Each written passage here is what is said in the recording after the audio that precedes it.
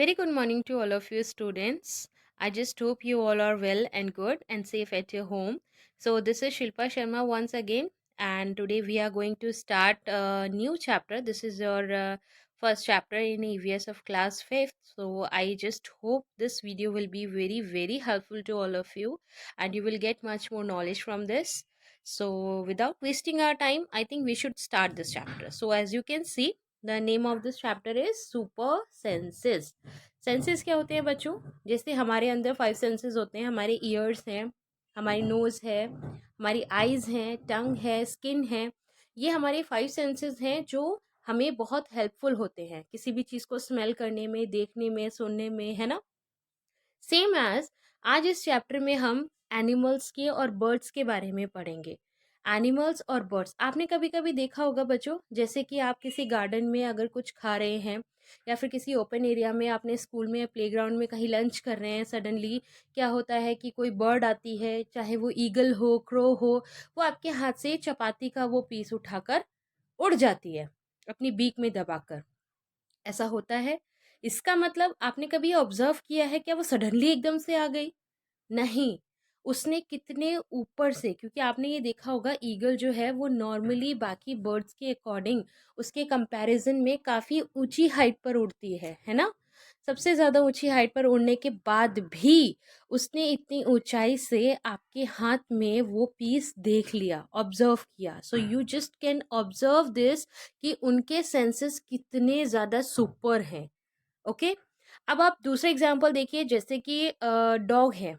Okay, अगर वो sleeping mode में होता है, उसके पास से अगर आप होकर गुजर रहे हैं तो सडनली उसके जो ईयर्स होते हैं ना वो शट अप हो जाते हैं, है ना? ईयर्स जो होते हैं वो शॉर्ट अप हो जाते हैं, यानी कि एकदम से खड़े हो जाएंगे। अब क्या होता है, इसका मतलब सोने के बाद भी उस टाइम पर भी उसके जो सेंस है ना हियरिंग वाला, वो ऑन मोड में रहता है। तीसरी चीज़ हम देखते हैं कि अगर हम कुछ शुगर खा रहे हैं, जैसे शुगर है या फिर कोई भी मीठी सी चीज़ है जो सडनली अगर कभी ग्राउंड पे गिर जाती है, आपने देखा होगा समर्स में भी देखा होगा कि जैसे हम कुछ मीठा खाते हैं तो कुछ देर में अगर वहाँ हम वो पीसेस पड़े रहने दें तो आसपास क्या होता है, बहुत सारे एंड्स आकर उसको खाने लग जाते हैं। ठीक है, कहीं पर भी कभी ये ऑब्जर्व करके देखिएगा। तो ऐसा क्यों होता है, इस चैप्टर में हम इन सारी चीज़ों के बारे में डिस्कस करेंगे। Okay, so let's start this chapter. Animals also have different senses. जो एनिमल्स होते हैं ना, उनके पास भी डिफरेंट सेंसेस होते हैं। They can see, hear, taste, smell and feel. Some animals can see their prey. Prey का मतलब होता है बच्चों शिकार। ठीक है, जो हमारा आहार होता है, जो हमारा भोजन होता है। प्रे फ्रॉम फार अवे, यानी कि कुछ तो ऐसे एनिमल्स होते हैं जो बहुत दूर से ही अपने प्रे को, अपने शिकार को, अपने खाने को देख लेते हैं। Some can hear even the faintest sound. Some animals can find their friends by their smell. The animal world is full of examples of amazing senses. अब आप देखेंगे एनिमल वर्ल्ड, अगर हम देखने जाएं, अगर हम समझें इस चीज़ को, तो जो डिफरेंट काइंड के एनिमल्स होते हैं, डिफरेंट साइज के एनिमल्स होते हैं, डिफरेंट जो भी ऑब्जर्व वो कर रहे हैं, किसी के अंदर हियरिंग पावर ज़्यादा होता है, किसी की स्मेल करने की जो पावर होती है, सेंस होता है, वो ज़्यादा एक्टिव होता है, किसी की आईसाइट बहुत ज़्यादा जो है तेज़ होती है ना? तो ये सारी चीज़ें हम धीरे धीरे इस चैप्टर में कवर अप करते हैं। Okay, so now let's turn this page again. Yes class, so let's see this. How did the ant recognise a friend. वो अपने फ्रेंड को कैसे जो है रिकॉग्नाइज कर लेती है। कभी आपने ये चीज़ ऑब्जर्व की है, अगर कुछ मीठा जब ज़मीन पर गिरता है तो सडनली क्या सारे के सारी एंट्स आकर के उस पर एकदम से जो है अटैक कर देती हैं? नहीं, पहले एक आती है, फिर आपने ऑब्जर्व किया होगा धीरे धीरे धीरे धीरे बाकी एंड्स भी उस पर आने लगती हैं, है ना? तो एक आने के बाद अब इसमें ऐसा क्या इन लोगों के बीच आपस में ऐसा क्या जो है बॉन्डिंग रहता है, वो सारी चीज़ें हम लोग डिस्कस करते हैं। An ant was going along on the ground. एक ग्राउंड में एंट जो है जैसे जा रहे हैं, it saw a group of ants coming from the other side. उन्होंने देखा दूसरे साइड से भी एंट्स आ रहे हैं। The first ant quickly come back to its hole. The ant guarding the hole recognised it and let it in. अब क्या होता है, अब आपने ये देखा होगा कि ये लोग ये भी पहचान जाते हैं कि दूसरी एंट जो है वो हमारे ग्रुप की है या नहीं है ना? ये भी इन लोगों के अंदर सेंस होता है। वो ये भी देख लेते हैं कि ये जो सामने से एंट आ रही है या दूसरी तरफ से एंट आ रही है, वो हमारे ग्रुप से है या फिर किसी और के ग्रुप में की है। So you can see here I just think यहाँ पर कुछ आपको एक्टिविटीज़ भी दी हुई हैं। Just let it be, I will share it again. तो हम लोग ये देख रहे हैं बच्चों, एंड्स के बारे में भी हम लोग ये ऑब्जर्व कर रहे हैं। अब इसके बारे में हम लोग डिटेल में डिस्कस करेंगे कि ऐसा क्यों होता है। Yes, now you got it. Many years ago scientist did many experiments. ठीक है, कई सालों पहले की बात है। साइंटिस्ट जो होते हैं वो एक्सपेरिमेंट्स करते ही रहते हैं। तो उन्होंने एक्सपेरिमेंट में ये देखा, he found out that as the ants move, जैसे जैसे एंड मूव करती हैं, they leave a smell on the ground. अब वो क्या करती हैं, एंड्स जो मूव कर रही हैं वो अपनी स्मेल जो है वो ग्राउंड पर छोड़ती जाती हैं। यानी कि जिस रास्ते से होकर वो गुजर रही हैं वहां पर उनकी स्मेल जो है, आप ये बाकी की जो एंड्स हैं वो इजीली कैच कर लेती हैं। The other ants follow the smell to find the way. अब सेम ऐसे ही होता है कि वो अपनी स्मेल छोड़ती हुई जा रही है तो बाकी के एंड्स भी उसको फॉलो करते हुए उसी रास्ते पर चलने लगती हैं। Now you can guess why the ants behave like this. अब आपको पता चल गया होगा कि क्यों वो इस तरीके से बिहेव करती है। उसमें कुछ यूनिक स्मेल जो होती है वो ग्राउंड पर जो है गिराती हुई चलती हैं, जिससे बाकी के एंड्स भी उसको आसानी से फॉलो कर पाते हैं। Some male insects can recognize their females by their smell. कुछ मेल इंसेक्ट्स ऐसे भी होते हैं जो अपनी फीमेल इंसेक्ट्स के स्मेल को बहुत दूर से जो है वो ऑब्जर्व कर लेते हैं। ओके, अब आपने ये देखा है कभी, have you ever been troubled by mosquitoes? मच्छरों से तो सभी परेशान हो जाते हैं गर्मियों में, है ना? Just think, how do they know where you are? उन्हें कैसे पता चलता है कि आप कहाँ हो? जहाँ पर आप लेटे हैं या बैठे हैं, कहीं भी गए हुए हैं, अगर ओपन एरिया है, समर्स में बहुत ज़्यादा ये प्रॉब्लम सबको जो है फेस करनी होती है। तो ये मॉस्किटोज को कैसे पता चलता है कि आप कहाँ पर हो? वहीं पर आपको आके बाइट क्यों करते हैं वो? Let's see. Mosquitoes can find you by the smell of your body. Now you can see here. Mosquitoes कैसे आपको फाइंड कर लेते हैं? वो आपके बॉडी की स्मेल को ऑब्जर्व कर लेते हैं। They also find you by the smell of the sole of your feet. जो आपके पैर होते हैं, पैर का जो सोल होता है, नीचे तलवा होता है, वो उससे भी आपको जो है आपकी बॉडी की हीट के द्वारा भी आपको जो है पता कर लेते हैं कि यहाँ पर जो है हमें हमारा भोजन मिल सकता है ना? यानी कि उनकी भी स्मेल करने की पावर बहुत ज़्यादा होती है। अब देखिए यहाँ पर एक इंटरेस्टिंग सा कोट आपको दिया हुआ है। I am a silk worm, I can find my female worm from many kilometres away by her smell. यानी कि एक सिल्क वॉर्म जो होता है वो अपनी फीमेल वॉर्म को कई किलोमीटर दूर से स्मेल करके पता कर सकता है कि वो कहाँ पर है। Isn't it interesting? Yes, of course. Let's continue this. Have you seen a dog sniffing here and there? Dogs को आपने देखा होगा ना कि वो इधर उधर सूंघते हुए जाते हैं। वो क्या करते हैं? डॉग्स भी क्या करते हैं, इनकी स्मेल करने की पावर जो होती है वो भी ज़्यादा होती है। Dogs mark out their own area on the road. वो रोड पर अपने जो है मार्क करते हैं एरिया को। एक बार ये क्वेश्चन जो है वो कंपटीशन एग्जाम में भी पूछा गया था, पता है? उसमें ये पूछा गया था कि डॉग्स जो है वो किस चीज़ के थ्रू जो है अपना मार्क करते हैं, लैंड मार्क करते हैं ना वो, कि ये हमारा एरिया है, कैसे करते हैं, किस चीज़ से? तो उसमें राइट ऑप्शन जो था वो था यूरिन। यूरिन के थ्रू जो है ये पता कर लेते हैं कि ये इनका एरिया है या फिर ये किसी और के एरिया में तो नहीं आ गए हैं, इस तरीके से। तो आप ये बस याद रखेंगे। Yes class, so let's start it again. अब आपने देखा होगा बच्चों, ये मैं आपको एक जो है छोटा सा स्टोरी के फॉर्म में समझाने की कोशिश करती हूँ। आपने देखा होगा जैसे कि यहाँ पर दिया हुआ है, today Rajni had to go out for some important work. Rajni को किसी इम्पोर्टेंट काम से बाहर जाना है। She had to leave her 6 month old son Deepak with her sister Sushila. उसे अपनी सिस्टर के पास अपने 6 महीने के बच्चे को छोड़कर जाना पड़ता है। ठीक है, नाउ व्हाट हैपन, सुशीला की भी एक बेबी है, सेम एज की है। ठीक है, बट क्या होता है कुछ देर बाद जो है दोनों you can see here, it was funny that both the babies did potty at the same time. क्या होता है, दोनों बेबीज ने सेम टाइम पर जो है वो पॉटी कर ली होती है। अब क्या होता है नेक्स्ट, अब आप देखेंगे कि सुशीला ने अपनी बेबी के जो पॉटी को है बहुत आसानी से साफ कर लिया, लेकिन जब वो दीपक के पास आती है अपनी सिस्टर की बेबी को जो वो साफ करने क्लीन अप करने के लिए आती है, now she cover her nose with the दुपट्टा। आपने देखा होगा उसने अपने दुपट्टे से कवर कर लिया, ऐसा क्यों? दोनों सेम एज के स्टूडेंट बच्चे हैं, छोटे छोटे है ना। आपने देखा होगा दोनों ने सेम टाइम पर ही जो है वो इस तरीके से किया। अब क्या हुआ, ऐसा क्यों हुआ?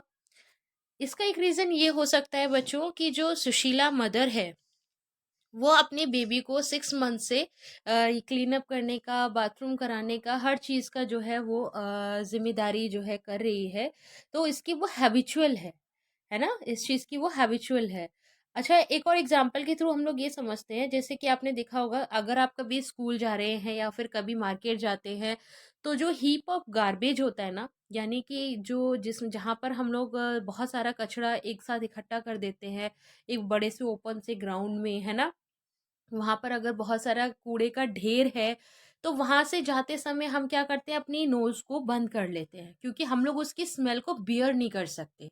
होता है, ये कॉमन सी बात है। बट आपने वहीं देखा होगा कि कुछ रैग पिकर्स होते हैं, चाहे वो बच्चे हों या बड़े हों, वो उसी गार्बेज में से कुछ चीज़ों को बीन रहे होते हैं। ये सबने देखा है ना? तो क्या उन लोगों को ये स्मेल नहीं आती? क्या उन लोगों को ये बैड स्मेल फ़ील नहीं होती? ऐसा क्यों होता है? वो भी ह्यूमन बीइंग्स हैं, हम लोग भी ह्यूमन बीइंग्स हैं। तो ये डिफ़रेंस होता है कि हम लोगों के सामने वो सडनली चीज़ आई है, हम लोग उसके हैबिचुअल नहीं होते हैं, बार-बार उसकी स्मेल हमें बहुत इरिटेट करती है, बहुत ही अनबियरेबल होती है। बट वहीं जो रैग पिकर्स होते हैं, जिनका काम ही ये होता है, वो उस चीज़ की स्मेल को बियर कर सकते हैं, है ना? तो ये छोटा-सा डिफ़रेंस होता है। सेम यही रीज़न रहा होगा कहीं न कहीं सुशीला और रजनी के बेबीज के बीच में। इसीलिए जब वो अपने सिस्टर के बेबीज को क्लीन अप करने के लिए आती है, तो वो अपने नोज को जो है कवर कर लेती है, because she is not habitual.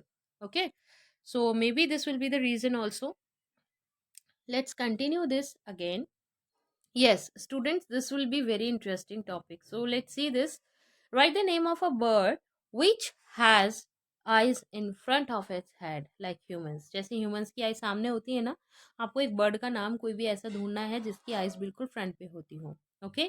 Second है आपका task. Write the name of some birds which have eyes on either side of the head. यानी कि ये जो उनका फेस होता है, बीक होती है, तो उनके फेस के सामने ना होकर के साइड साइड में जो है उनकी आईज बनी हुई होती हैं। ओके, अब आपको इसे कंपेयर करना है, तो मेनली ऐसा क्यों बताया गया है? Let's see this. Most of the birds have their eyes on either side of the head. Mostly birds की आईज जो होती हैं वो उनके, जैसे हमारे ईयर्स होते हैं ना, साइड साइड साइड में बने हुए होते हैं, हमारी आईज फ्रंट में होती हैं। ऐसे ही बर्ड्स जो होती हैं ना, बर्ड्स को कभी आप ऑब्जर्व कीजिएगा, उनकी आईज जो होती हैं वो साइड में होती हैं, सामने नहीं होती हैं अधिकतर बर्ड्स की। ऐसा क्यों होता है? Their eyes can focus on two different things at a time. एक ही टाइम पर वो दो अलग अलग चीज़ों पर सेम जो है फोकस कर सकते हैं, कंसंट्रेट कर सकते हैं, दो डिफरेंट थिंग्स को देख सकते हैं। When they look straight ahead, both their eyes focus on the same object. जब वो सामने देख रहे होते हैं तो दोनों जो है आईज सेम ही ऑब्जेक्ट पर फोकस कर रही होती है। ठीक है, जैसे आउल देखा है आपने, आउल, आउल की आईज जो होती है बिल्कुल फ्रंट में होती है ना, उसकी साइड में नहीं होती है। बाकी की जो बर्ड्स होती हैं उनकी आईज जो है आपने ऑब्जर्व किया होगा साइड में बनी हुई होती हैं। और आपने देखा एक चीज और, उनकी जो हरकत होती है बर्ड्स में वो नोटिस की होगी, and that is you must have seen moving birds moving their neck very often. वो अपने नेक को जो है वो किस तरीके से घुमाती है, मैं आपको ये पिक्चर शो करती हूँ, see this, now you can observe it. Yes, आप देखिए बर्ड्स के जो है अलग अलग फेजेस को यहाँ पर शो किया गया है। उन्हें अगर देखना होता है तो वो अपने पूरे हेड को रोटेट कर रही होती हैं, है ना। कुछ बर्ड्स ऐसी भी होती होंगी, जिसमें एक एग्जांपल मैं आपको बताती हूँ, मैना। मैना एक ऐसी बर्ड होती है जो एक जर्क के साथ, एक झटके के साथ अपनी हेड को घुमाती है। वो ऐसा क्यों करती है? वो ऐसा इसलिए करती है क्योंकि जो उसकी आई बॉल्स होती हैं वो फिक्स्ड होती हैं। वो इधर-उधर रोटेट नहीं कर सकती। अब जैसे हम देख रहे हैं, तो हम अपनी आइज़ को रोटेट कर सकते हैं अपनी गर्दन को हिलाए बिना। लेकिन जो बर्ड होती है, मैना जैसे जिसे हम जिसका एग्ज़ाम्पल दे रहे हैं, मैना आपकी ऐसी बर्ड होती है जो एक जर्क के साथ अपने हेड को घुमाती है, because the main reason is उसके जो आईबॉल्स होते हैं वो फिक्स्ड होते हैं, वो रोटेट नहीं कर सकते। That is why it has to rotate his और हर हेड। ओके, अपने हेड को जो है रोटेट करना पड़ता है। ओके, तो आई होप आपको इसमें कुछ अच्छी नॉलेज भी मिली होगी। Now, looking with one or both eyes, close your right eye or cover it with your hand. Tell your friend to stand to your right. ये एक छोटी सी एक्टिविटी है।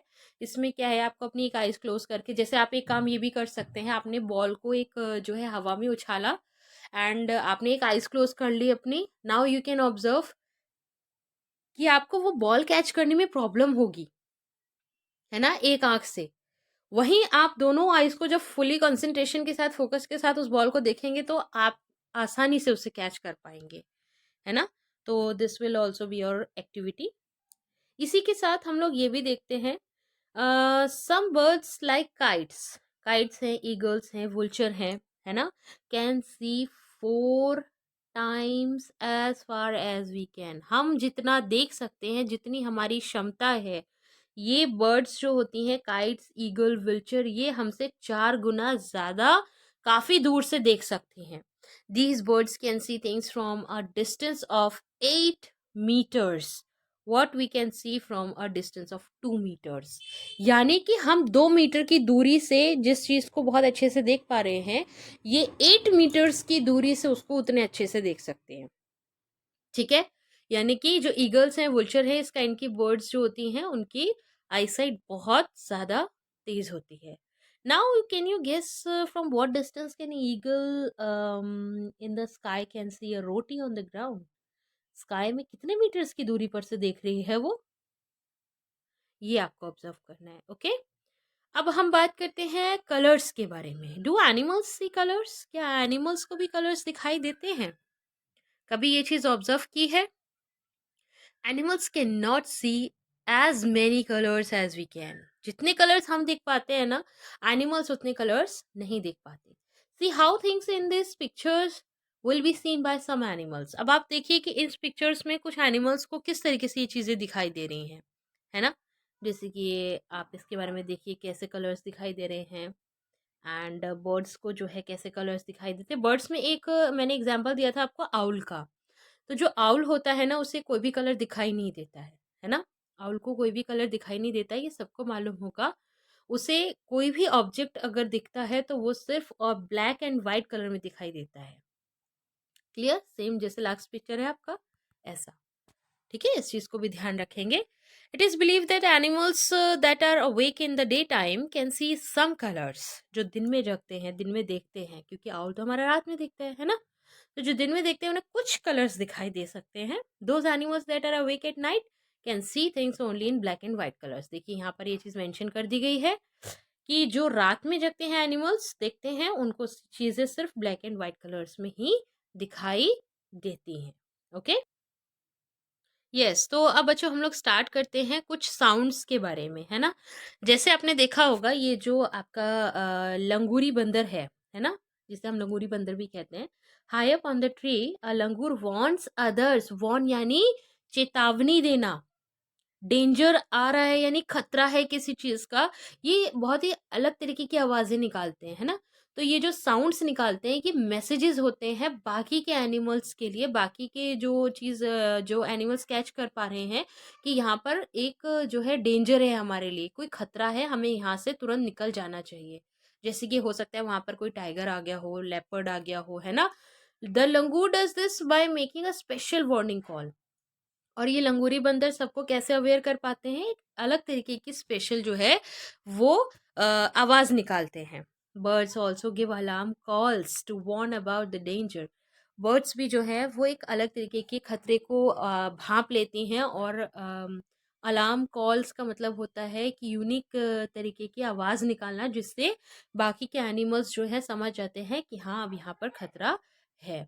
For examples, there is a different warning call if the enemy is coming from the sky or if the enemy is on the ground. Ground में है तो अलग तरीके की कॉल होती है, और अगर स्काई के थ्रू आ रहा है, आसमान के थ्रू आ रहा है, तो अलग तरीके की कॉल होती है. Okay, now next thing is fishes give alarm calls by electric signals. Fishes क्या करती है, वो तो कॉल अलार्म क्लॉक कैसे निकालेंगी, वो आवाज़ें थोड़ी ना निकालेंगी. वो कैसे करती है, उनकी बॉडी से इलेक्ट्रिक सिग्नल्स जो है वो निकलते हैं, है ना, पानी में, जिससे बाकी के फिशेस को पता चल जाता है कि यहाँ पर कोई ना कोई खतरा आने वाला है. वो खतरा ज़रूरी नहीं है कि कोई जो है आपका शिकार करने आया है तभी वो आप ऑब्जर्व कर सके. अब जैसे मैं आपको यहाँ पर एक चीज़ और मेंशन कर दूँ, that is very very important. जैसे कि आपने सुना होगा 2004 में दिसंबर में 24 दिसंबर को जब हमारा बड़ा दिन मनाया जाता है 25 को क्रिसमस डे, उससे एक दिन पहले क्या हुआ था, 2004 में सुनामी आई थी. सबने सुना था इसके बारे में, है ना. सुनामी सुनामी जो आई थी वो ऐसी तरंगे थी जो हिंद महासागर में से उत्पन्न हुई थी, निकली थी, है ना.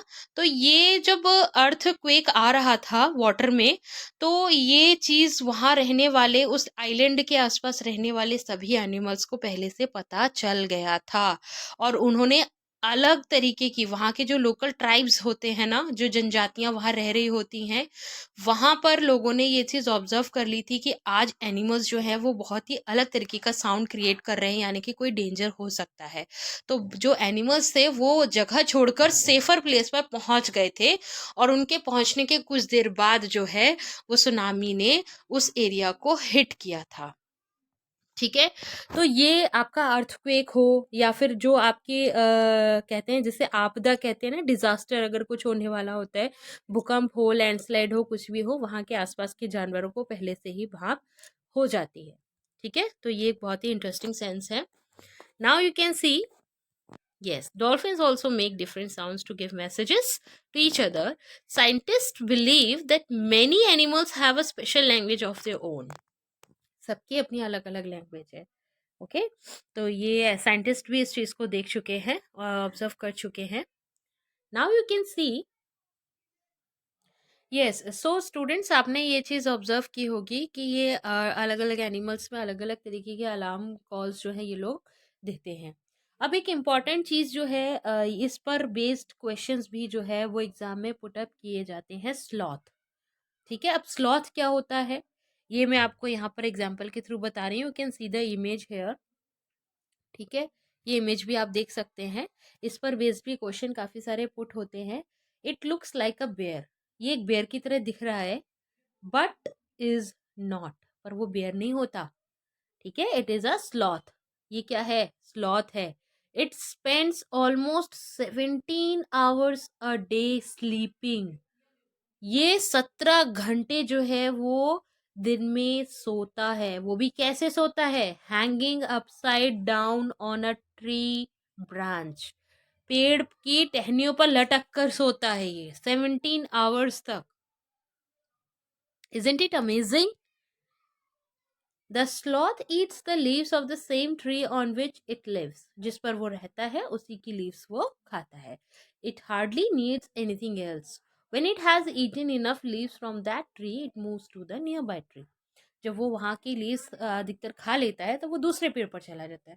अब आप सोचिए कि पूरे दिन में वो 17 hours तक तो वो सोता रहता है लटक कर, है ना, और उसी पेड़ की लीव्स को वो खाता है, और जैसे ही वहाँ का उसे लगता है कि इनफ हो गया है, एंड देन जो है दूसरे ट्री पर जो है वो शिफ्ट हो जाता है.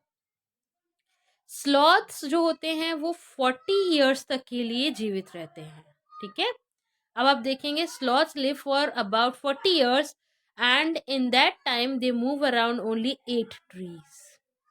ये देखिए कितनी अमेजिंग चीज है कि 40 years तक जो है वो सिर्फ 8 जो ट्रीज हैं आपके, उन पर वो अपना पूरा 40 years निकाल देते हैं. Once a week it comes down from the tree. वो एक बार जो है वीक में नीचे उतर कर आते हैं पेड़ से. ठीक है, टू रिलीव इट सेल्फ.